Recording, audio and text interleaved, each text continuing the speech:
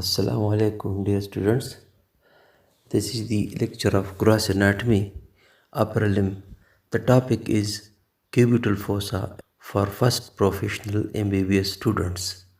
I am Dr. Karimullah, demonstrator, anatomy department, GKMC Swabi.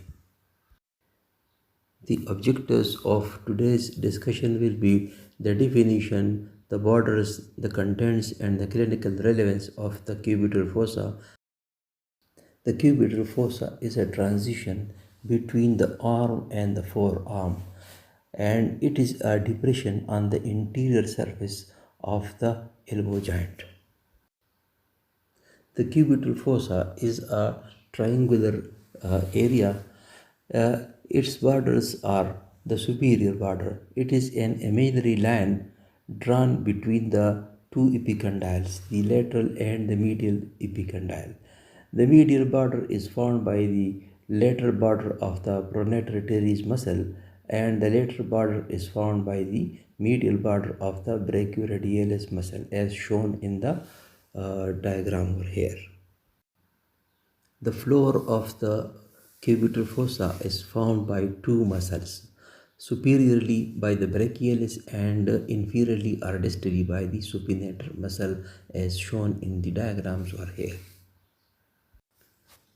The roof of the cubital fossa is formed by the skin, the fascia, the median cubital vein, and median nerve, the cephalic vein laterally and the basilic vein medially, the bicipital aponeurosis, and the medial and lateral cutaneous nerves. These are all superficial structures except the median nerve.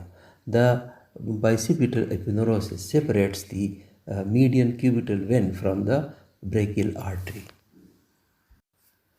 The contents of the cubital fossa are the vessels, the nerves, and the biceps tendon. If we go from lateral to medial, we find the radial nerve, the biceps tendon, the brachial artery, and the median nerve, and these are shown in the diagram. Now the contents in a bit detail.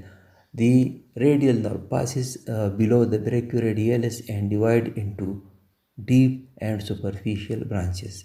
The deep branch passes between the two heads of the supinator muscle, and the superficial branch passes superficially. The biceps tendon, it is attached to the radial tuberosity of the radius bone. The brachial artery, it divides into radial and ulnar artery at the apex of the cubital fossa. The median nerve, it leaves the fossa between the two heads of the pronator teres muscles, the humeral head and the ulnar head. The cubital tunnel syndrome is a clinical condition of the ulnar nerve at the cubital fossa. Uh, Along the medial side of the cubital fossa, the ulnar nerve passes behind the medial epicondyle. It passes through a fascial tunnel, and it is compressed sometimes in this particular tunnel, and results in symptoms in the distribution of the ulnar nerve. Okay, students, thank you. I hope you would have followed me. Hope you have good time. Next time we will meet with another new topic, inshallah.